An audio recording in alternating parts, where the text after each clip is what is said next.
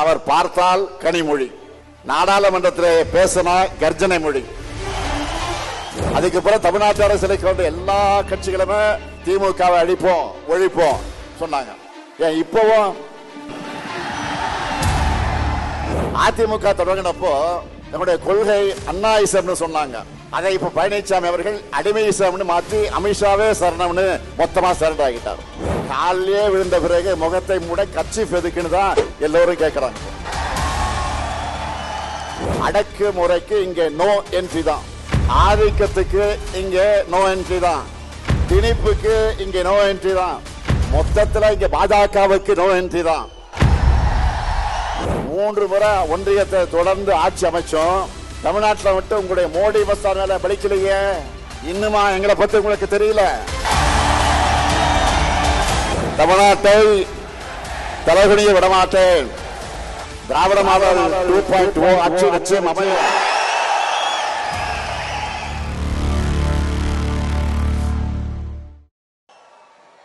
இது முப்பெரும் விழாவா?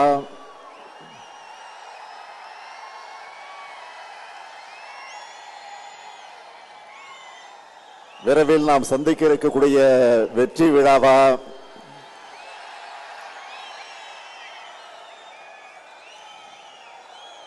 இது கரூர் இல்ல, திராவிட முன்னேற்ற கழகத்தினுடைய ஊர். இந்த ஊர்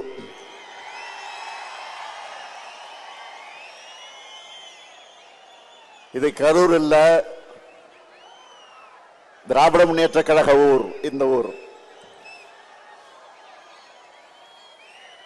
கொட்டும் மழையிலே தான் அறிஞர் அண்ணா அவர்கள்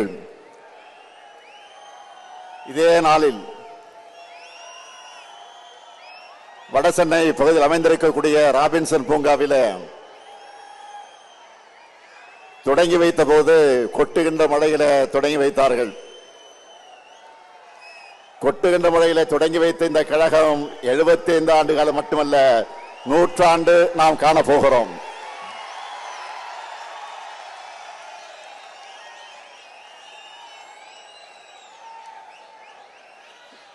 உங்ககிட்ட பேசுறதை விட இந்த கொட்டு மழையிலும் உங்களுடைய எழுச்சியை பார்த்துக்கிட்டே இருக்கலாம் போல எனக்கு உணர்வு ஏற்பட்டிருக்கு. என்ன உணர்ச்சி! அடாடாடாடா, என்ன ஆர்வம்!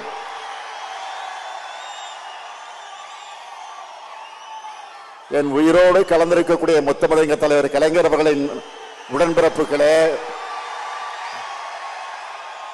உங்களுக்கு என்னுடைய முதல் வணக்கம்.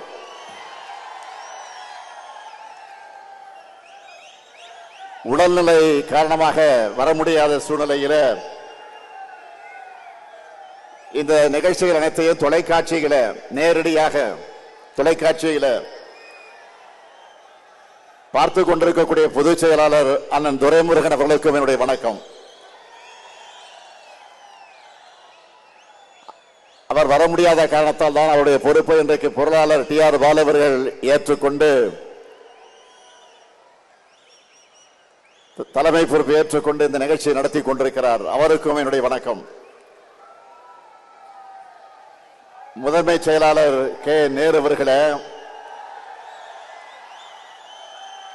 துணை பொதுச் செயலாளர்கள் I. பெரியசாமி அவர்களே, திருச்சி சிவா அவர்களே, ராசா அவர்களே, என்னுடைய அருமை தங்கை கனிமொழி கருணாநிதி அவர்களே, அந்தியூர் செல்வராஜ் அவர்களே, மாண்புமிகு துணை முதலமைச்சர் இளைஞரணி செயலாளர் தம்பி உதயநிதி உள்ளிட்ட மாண்புமிகு அமைச்சர் பெருமக்களே,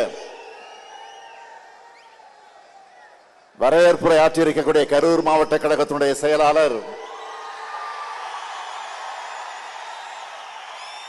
என்னுடைய இனிய சகோதரர், அருமை சகோதரர், பாசமிகு சகோதரர், ஆற்றல் மிகு சகோதரர், செயல் வீரர் செந்தில் பாலாஜி அவர்களே,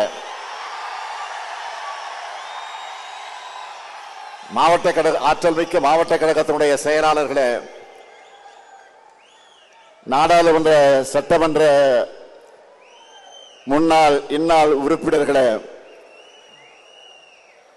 உள்ளாட்சி அமைப்புகளை சார்ந்த பிரதிநிதிகளே, அமைப்பு செயலாளர் RS பாரதி அவர்களே, செய்தி தொடர்பு தலைவர் TKS இளங்கோவன் உள்ளிட்ட தலைமை கழக நிர்வாகிகளே, பல்வேறு விருதுகளை பெற்றிருக்கக்கூடிய விருதாளர்களே, பல்வேறு அணிகளின் செயலாளர்களே, பொறுப்பாளர்களே, உங்கள் அனைவருக்கும் என்னுடைய அன்பான வணக்கம். இந்த ஆண்டு முப்பெரும் விழாவை கரூரில் நடத்த வேண்டும் என்று அனுமதி கேட்டு அருமை சகோதரர் செந்தில் பாலாஜி அவர்கள் என்னிடம் வந்தார். நானும் ஒப்புதல் அளித்தேன். பொதுக்கூட்டம்னு சொல்லிட்டு மாபெரும் எழுச்சி மாநாட்டையே இங்க ஏற்பாடு செஞ்சிருக்கிறார் செயல் வீரர் செந்தில் பாலாஜி அவர்கள்.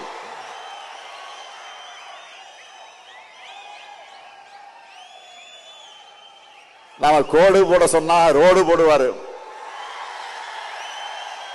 நீங்களாம் பார்த்திருப்பீங்க. ரோடு போட்டு அந்த ரோடு மேலதான் நான் வாகனத்தில் வந்தேன்.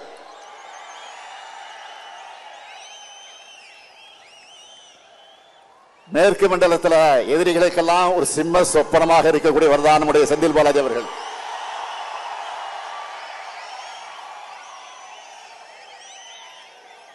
அதனாலதான் அவர் வெளியில இருந்தா தங்களால் நிம்மதியா தூங்க முடியாதுன்னு அவரை முடக்க பார்த்தாங்க.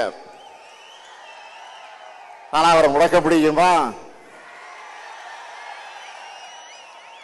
எடுத்த பணியை வெற்றிகரமா முடிச்சு காட்டுவார்.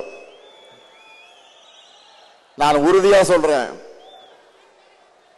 கழக வரலாற்றிலே இப்படி ஒரு பிரம்மாண்டமான முப்பெரு விழா நடந்திருக்காது.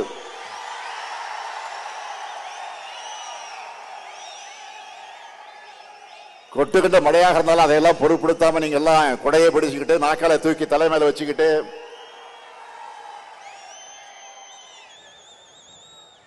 இந்த நிகழ்ச்சியை நடத்திக்கிட்டு இருக்கீங்களே, அது ஒன்றே சாட்சி. இந்த நிகழ்ச்சி சிறப்பாக இருக்க வேண்டும் என்று உழைச்சிருக்கக்கூடிய அருமை சகோதரர் செந்தில் பாலாஜி அவர்களுக்கும்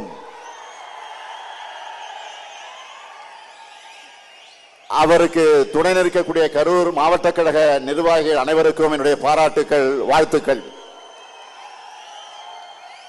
தலைமை கழகத்தின் சார்பிலும் என்னுடைய இருகரங்குடைய நன்றியை நான் அவர் அத்தனை பேருக்கு நான் தெரிவிச்சுக்கிறேன்.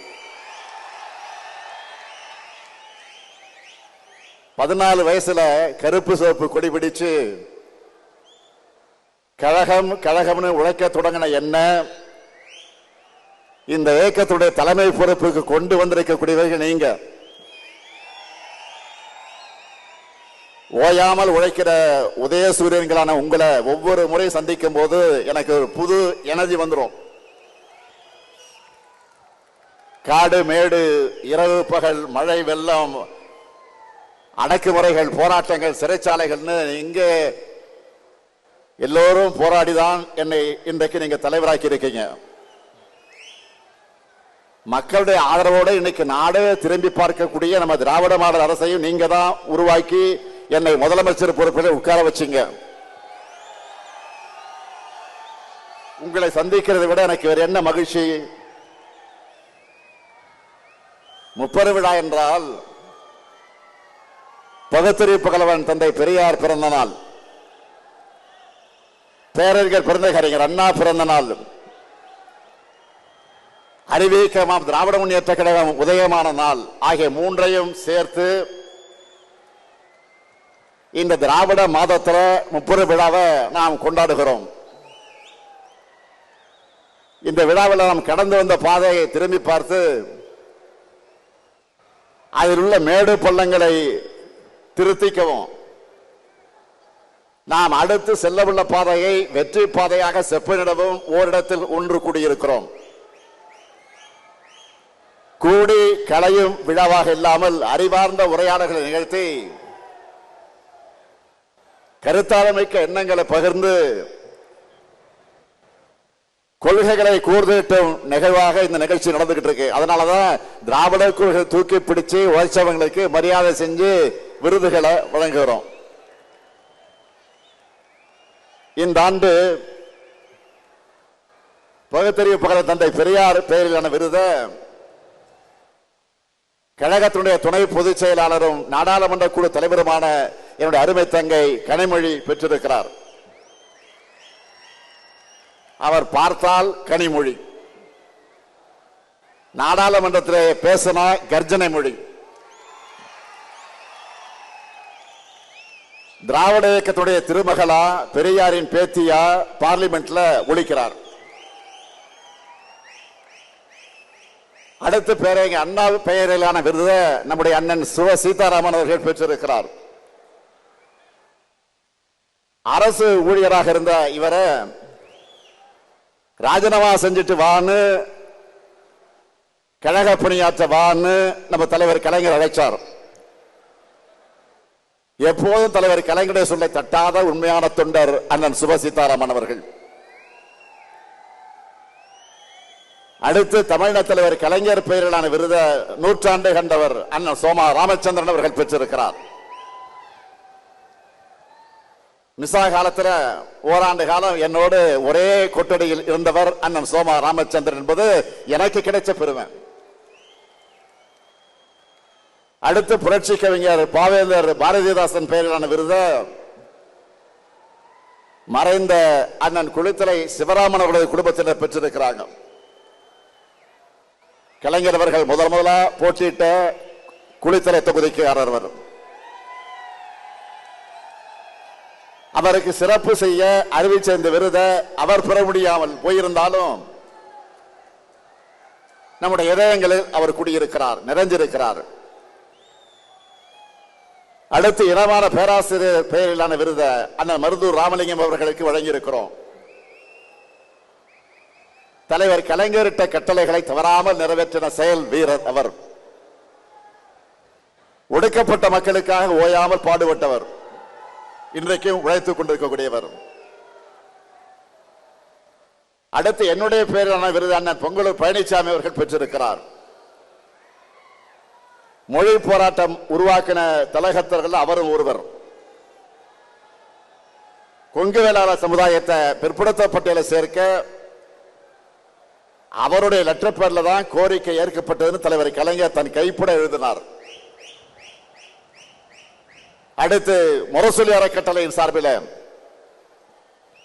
முரசொலி செல்வம் பெயரிலான விருதை பெற்றிருப்பவர் மூத்த பத்திரிகையாளர் எழுத்தாளர் AS பன்னீர்செல்வம் அவர்கள். திராவிட இயக்கம் வலியுறுத்தி வர சமூக நீதிய, மானுட பற்றை, மனித உரிமை சிந்தனைகளை ஆங்கில ஊடகங்களை எழுதி வர்றவர் மரியாதைக்குரிய AS பன்னீர்செல்வம் அவர்கள். அதே போல கழகத்தோட வெற்றிக்கும் புகழுக்கு அடித்தளமாக ஆணிவேராக இருக்கும் ஒன்றியம், பகுதி, நகரம், பேரூர் கழகம் ஆகிய இந்த அமைப்புகளோடு சேர்ந்து சிறப்பாக பணியாற்றின உடன்பிறப்புகளும் இங்க வந்து விருது பெற்றிருக்கிறாங்க. விருது பெற்றிருக்கக்கூடிய எல்லாருமே ஒவ்வொரு விதத்தில் பெருமைக்குரியவங்க. எனவே விருது பெற்றிருக்கக்கூடிய எல்லோரையும் தலைமை கழகத்தின் சார்பிலையும் கழக உடன்பிறப்புகள் சார்பிலும் உங்களின் ஒருவனாக நான் அத்தனை பேரையும் வாழ்த்துகிறேன். திறமை, உழைப்பு, அறிவு, ஆற்றல் ஆகியவற்றை ஒருங்கே பெற்ற தீரர்களின் கோட்டம்தான் திராவிட முன்னேற்ற கழகம். தந்தை பெரியார், பேரறிஞர் அண்ணா, முத்தமிழர் கலைஞர் ஆகியோருடைய வழி நின்று தமிழினத்தின் எழுச்சிக்காக, தமிழ்நாட்டினுடைய வளர்ச்சிக்காக உண்மையா உழைக்கிறவங்க நாம. 2019 ஆண்டு முதல் நாம் எதிர்கொண்ட எல்லா தேர்தலையும் வெற்றி பெற்று வந்திருக்கிறோம். சாதாரண வெற்றி அல்ல, எதிரிகளை எல்லாம் கலங்கடைக்கக்கூடிய வெற்றியை பெற்று வந்திருக்கிறோம். இந்த வெற்றி பயணம் தமிழ்நாட்டு மக்களின் ஆதரவோடு 2026 நிச்சயம் தொடரும். திராவிட மாடல் 2.0 ஆட்சி நிச்சயம் அமையும்.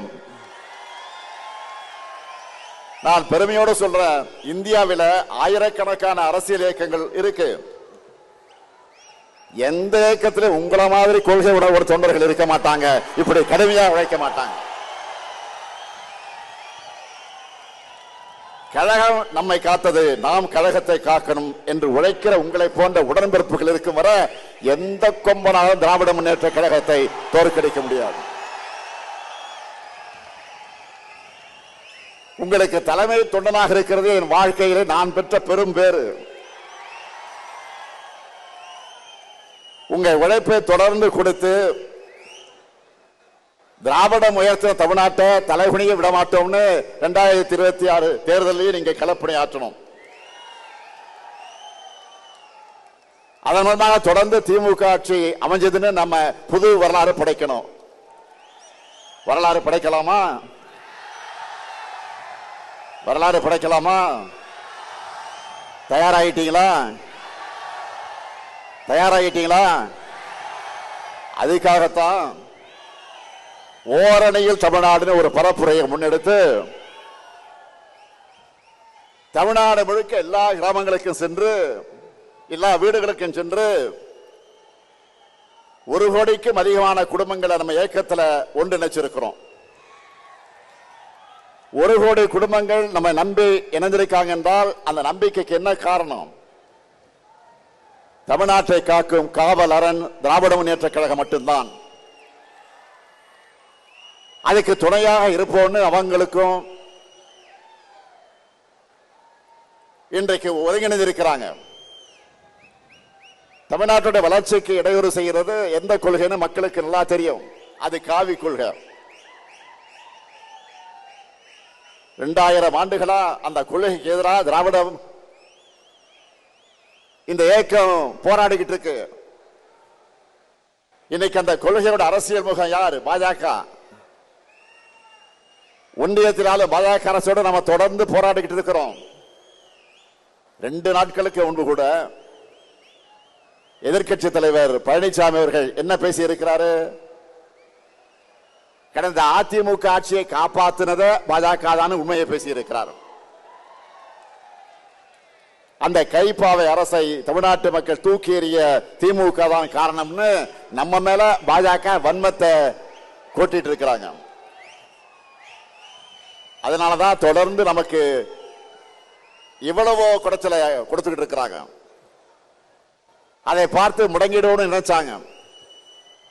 திமுக மிரட்டலுக்கு பயப்படுகிற கட்சியா? இந்தியாவிலேயே முதல் முறையாக ஒரு மாநில கட்சி ஆட்சியை பிடிச்ச வரலாறு உருவாக்கணுங்க. நாம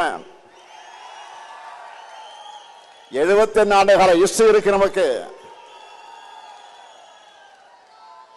அதுக்கு பிறகு தமிழ்நாட்டு அரசியலுக்கு வந்து எல்லா கட்சிகளுமே திமுகவை அழிப்போம் ஒழிப்போம் சொன்னாங்க. ஏன் இப்பவும் சில பேர் பேசிக்கிட்டு இருக்காங்களே, இப்பவும் திமுகவுக்கு நாங்க தான் மாற்றணும் பேசுறாங்க. என்ன மாத்த போறாங்க? என்ன மாத்த போறாங்க? தமிழ்நாட்டு வளர்ச்சியை மாத்தி பின்னாடி எழுத்திட்டு போறாங்களா? நம்ம கொள்கைகளை விட சிறந்த கொள்கையை யாராவது பேசுறாங்களா? மாற்றம் மாற்றம் என்று சொன்ன எல்லாரும் மாறினாங்க, மறைஞ்சு போனாங்க. ஆனா திமுக மட்டும் மாறல. தமிழ்நாட்டு மக்கள் மனசுல இருந்து என்றைக்கும் மறையல. இதுதான் தமிழ்நாடு பாலிடிக்ஸ். நம்முடைய கொள்கைதான் நம்முடைய பலம். நாம செய்ய வேண்டியது இன்னும் நிறைய இருக்கு. ஆட்சி பொறுப்புக்கு வந்தப்போ எவ்வளவோ நெருக்கடியில ஆட்சி பொறுப்பை ஏற்றோம். ஒரு பக்கம் நிதி பற்றாக்குறை, இன்னொரு பக்கம் கொரோனா பெருந்தொற்று. இதெல்லாம் தாண்டி 4.5 ஆண்டுகள்ல இந்தியாவில் எந்த மாநில அரசு செய்யாத அளவுக்கு ஏராளமான திட்டங்களை செயல்படுத்தி தமிழ்நாட்டை நோக்கி முதலீடுகளை ஈர்த்து வேலை வாய்ப்புகளை உருவாக்கி இந்தியாவிலேயே டபுள் டிஜிட் பொருளாதார வளர்ச்சி எட்டி இருக்கக்கூடிய ஒரே மாநிலம் எதுன்னு கேட்டா தமிழ்நாடு நெஞ்சு நிமித்தி சொல்ற அளவுக்கு முதன்மை மாநிலமாக முன்னேற்றி இருக்கிறோம். இதனாலதான் நம்ம திராவிட மாடல் அரசை பார்த்தா சிலருக்கு வயிறு எரியுது. வாய்க்கு வந்த அவதூறுகளை எல்லாம் அள்ளி வீசுறாங்க. அவங்களுடைய கண்ணீர் ஆட்டுக்காக ஓனாய் வடிக்கிற கண்ணீர். எதிர்க்கட்சி தலைவர் பழனிசாமி அவர்கள் தங்கிட்ட ஆட்சி அதிகாரம் இருந்தப்போ எதையும் செய்யாம தமிழ்நாட்டு உரிமைகளுக்காக குரல் கொடுக்கிற தெம்போ திராணியும் இல்லாம அடிமை சாசனம் எழுதி கொடுத்தார். பாஜக தன்னோடு இருக்குன்னு இப்பவும் வாய் துடுக்கோடு பேசிட்டு இருக்கிறாரு. எதிர்கட்சி தலைவர் மாண்பே இல்லாம தரந்தாழ்ந்து என்னை ஒருமையில பேசிட்டு இருக்கிறார். கொள்கை இல்லாம தொடைநடுங்கும் பழனிசாமி அவர்களுடைய தரத்தை மக்களோட அந்த மக்கள் தெளிவாக எடை போட்டு பார்ப்பாங்கன்னு நானும் விட்டுட்டேன். ரெய்டுகள் இருந்து தன்னை காப்பாத்திக்க அதிமுகவை அடை வச்சுட்டாரு. திராவிடம்னா என்னன்னு கேட்டப்போ அதெல்லாம் எனக்கு தெரியாதுன்னு சொன்ன அவர் அண்ணா திராவிட முன்னேற்ற கழகத்தோட தலைமை பொறுப்பில் இருக்கிறார். இன்றைக்கு அவர் திராவிடம்னா என்ன தெரியாம அதிமுகவுடைய தலைமை பொறுப்பில் இருக்கிறார். அதான் வெட்கக்கேடு. அதிமுக தொடங்கினப்போ நம்முடைய கொள்கை அண்ணாயிசம்னு சொன்னாங்க. அதை இப்ப பழனிசாமி அவர்கள் அடிமையிசம்னு மாத்தி அமித்ஷாவே சரணம்னு மொத்தமா சரண்டர் ஆகிட்டார். முழுசா நடந்த பிறகு முக்காடு எதுக்குன்னு கேட்பாங்க. அந்த மாதிரி நேற்று டெல்லியில கார் மாறி மாறி போன பழனிசாமியை பார்த்து இப்ப எல்லாரும் என்ன சொல்றாங்க தெரியுமா? காலையே விழுந்த பிறகு முகத்தை மூட கர்ச்சீஃப் எதுக்குன்னு தான் எல்லோரும் கேட்கிறாங்க.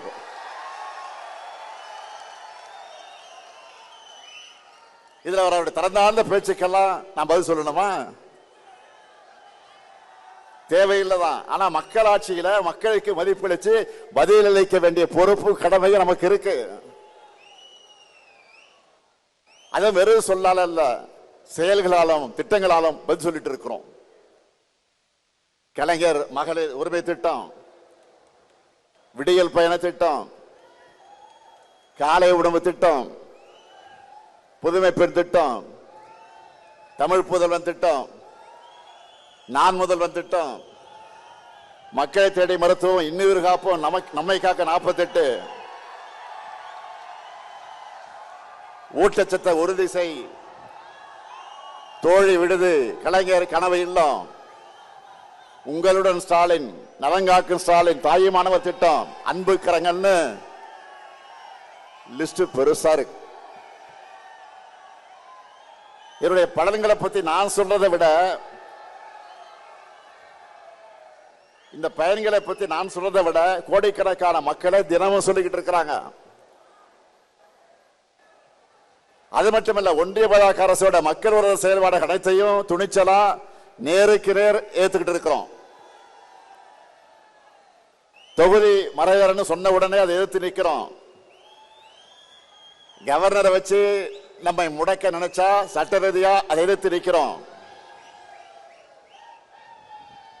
முக்கியமா மாநிலங்கள் தான் வலிமையான நாட்டுக்கு அடித்தல் என்பதை அழுத்த நிறுத்தமா சொல்ல மத்திய அரசு இல்ல ஒன்றிய அரசுன்னு அழுத்தி சொல்றோம்.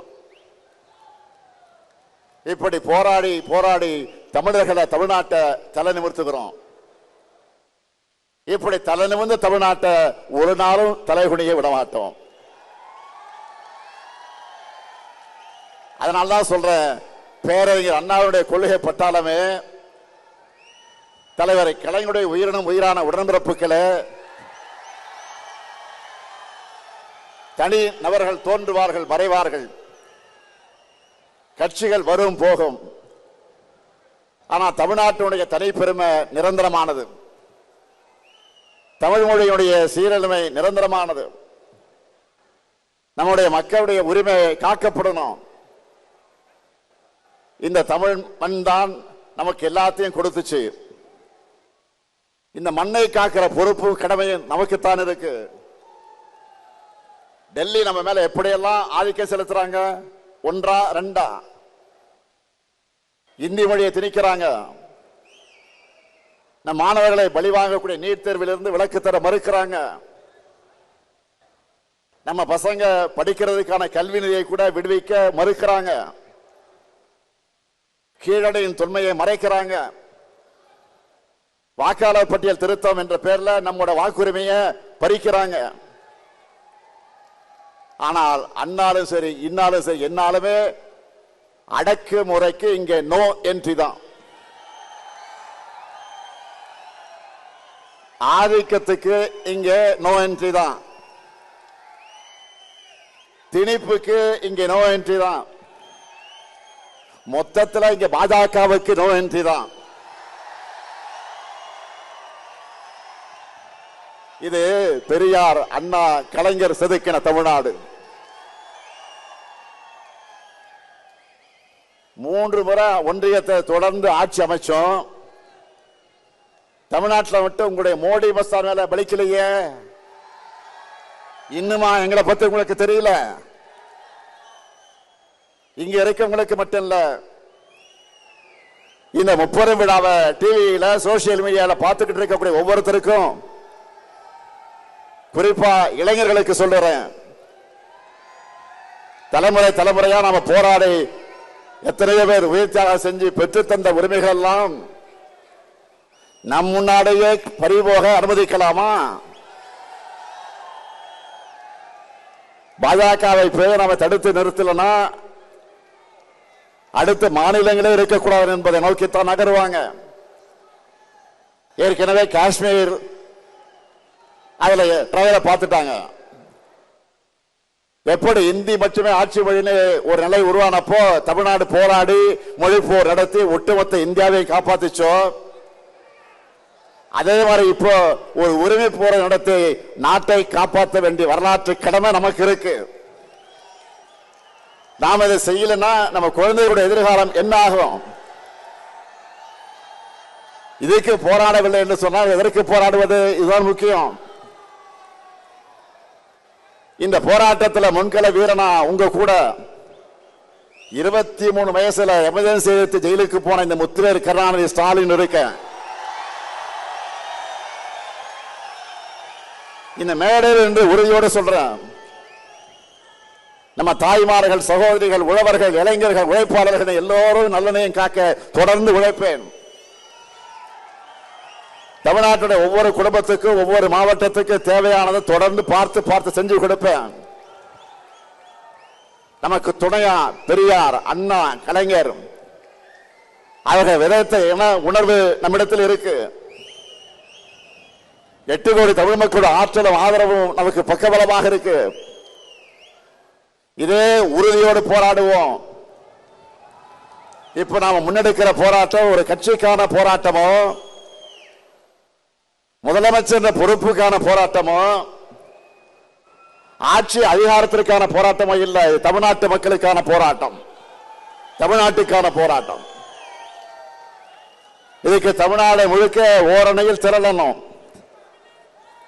இந்த கரூர் மண்ணில் நின்று தந்தை பெரியார் பிறந்த நாள்ல உறக்க சொல்வோம், தமிழ்நாட்டை தலைகுனிய விடமாட்டேன். டெல்லிக்கு கேட்கிற மாதிரி எல்லாரும் சேர்ந்து சொல்லணும், தமிழ்நாட்டை தலைகுனிய விடமாட்டேன், தமிழ்நாட்டை தலைகுனிய விடமாட்டேன், தமிழ்நாட்டை தலைகுனிய விடமாட்டேன். தமிழ்நாடு போராடும், தமிழ்நாடு வெல்லும், தமிழ்நாடு போராடும், தமிழ்நாடு வெல்லும். விடைபெறுவதற்கு முன்னாடி உங்கள் அத்தனை பேருக்கு ஒரு அன்பான வேண்டுகோள். பல்வேறு பகுதிகளிலிருந்து வந்திருக்கீங்க. உடன்பிறப்புக்கு எல்லோரும் ஊருக்கு திரும்புகிற நேரத்தில் பத்திரமாக நீங்கள் வீட்டுக்கு திரும்பணும். அதிக பயணங்கள் வேண்டாம், பத்திரமாக வீட்டுக்கு போங்க. நன்றி, நன்றி, வணக்கம்.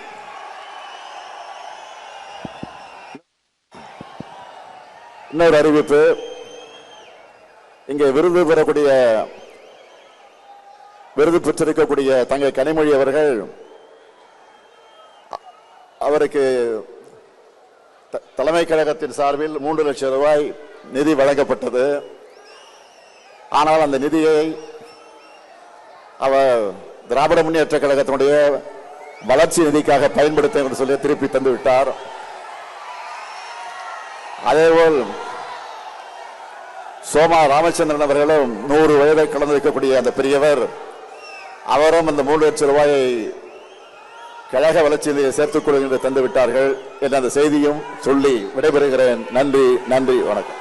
உடனுக்குடன் செய்திகளை தெரிந்து கொள்ள சன் நியூஸ் பெல் ஐகானை கிளிக் பண்ணுங்க.